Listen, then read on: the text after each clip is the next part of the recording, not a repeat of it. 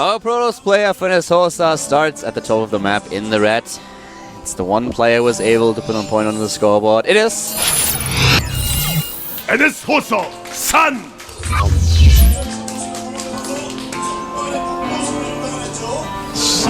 Does he angle his head a little bit? Yeah. He does, doesn't he? He looks like, well, I'll say it in a second. Let's introduce our other player.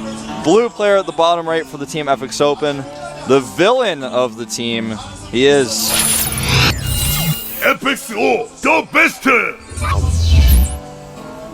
And, you know, I felt like San in that shot looked like the... This is so Cloud, by the way. This is the Korean Cloud, definitely.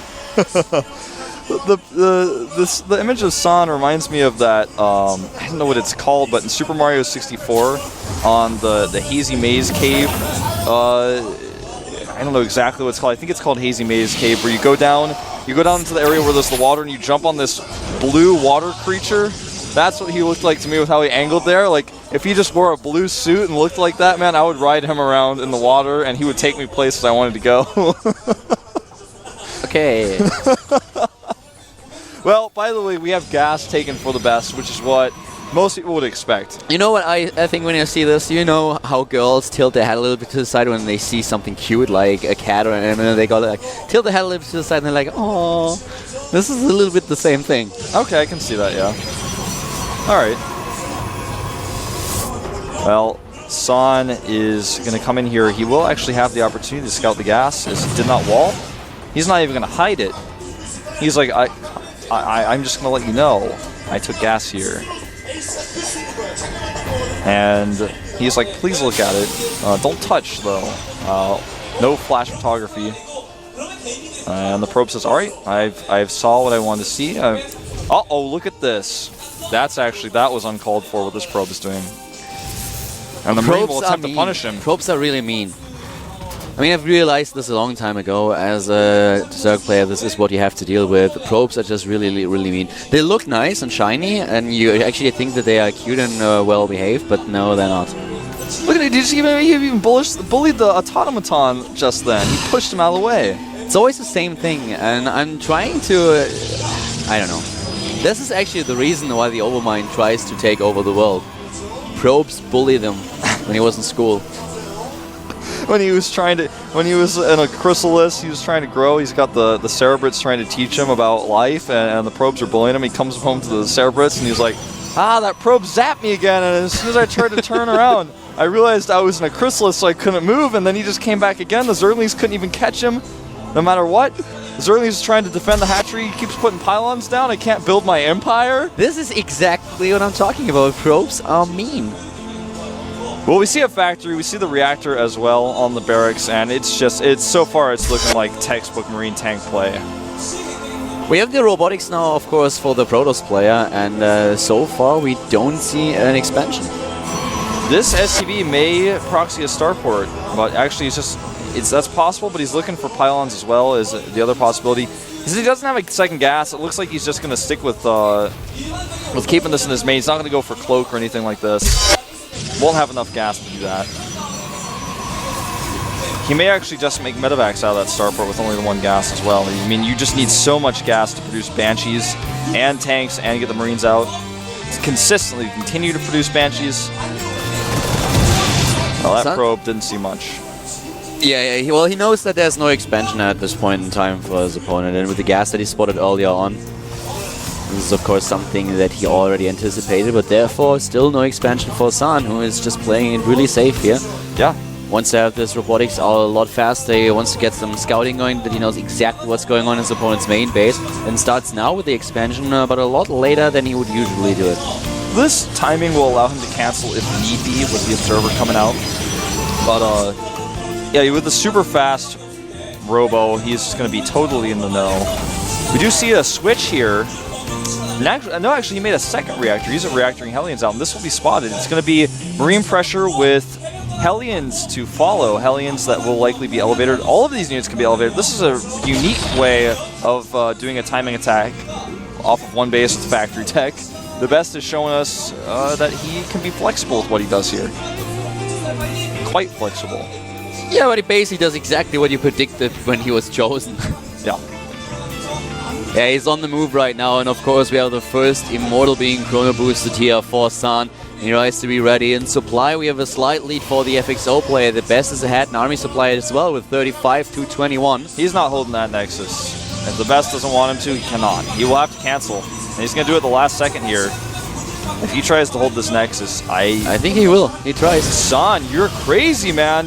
You saw that army.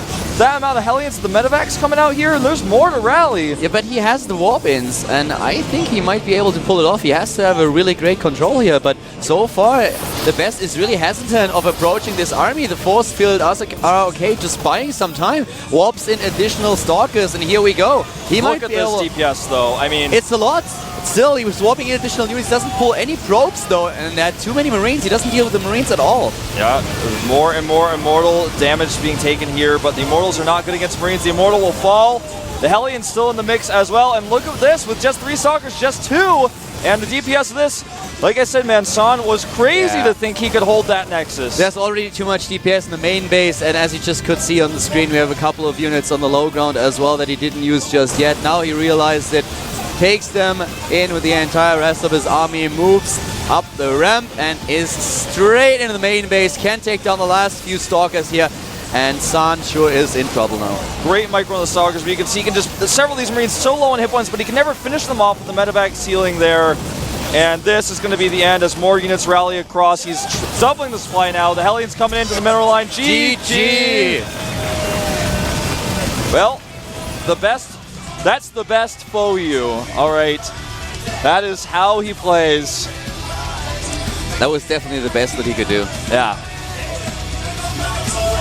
And it's the thing about the best is when he wins, he's just done what he needed to do. And now with the next game, he might do it again. He might try to play that macro style, but I think it's time for Jakji. A lot of Terran action today in the team match between NSHosa and FXO, and yeah, right now they are down to the last man. It's only one man left, last man standing, and it's probably going to be Jakji. By the way, I got a tweet from Xantoma that said that the name of that animal I was talking about in Super Mario 64 is Dory. And Diamond wanted to let us know, he says nobody cheeses as much as Tassar. Well, we are in the final stretch potentially here. If NSHosa loses their next player, that's it, they're done.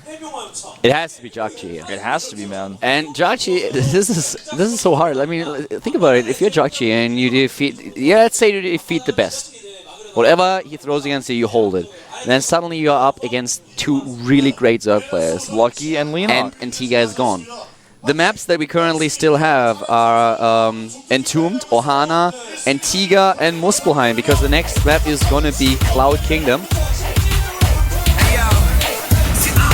No, sorry, Antigua is gone. Muspelheim, Ohana, and Entombed, that's it. Surprise, surprise, it is Jakji. Who would have thought? I don't envy him, not at all. No. This is going to be a tough run. Then he knows it. Yep. He's like, oh. He has played in the GSTL 11 times. He all killed once. And that was, kind of his big breakout performance. After that, he was able to take a Code S championship. Currently ranked 18th in Code A. He basically has to do it again. This is nearly an all-kill. There's only one map won so far for NSHosa. It was the San who defeated Gumiho. He looks a little bit stressed. Oh, out as well. And it's not going to be easy. Not at all. Not if you're up against the best. It is. That's the best nickname ever, by the way. It is. It really is. It's like just self-proclaiming yourself the best is. I would really like him to join Incredible Miracle just for a day or two. So just that I can hear Street Fighter voice say, "I am the best."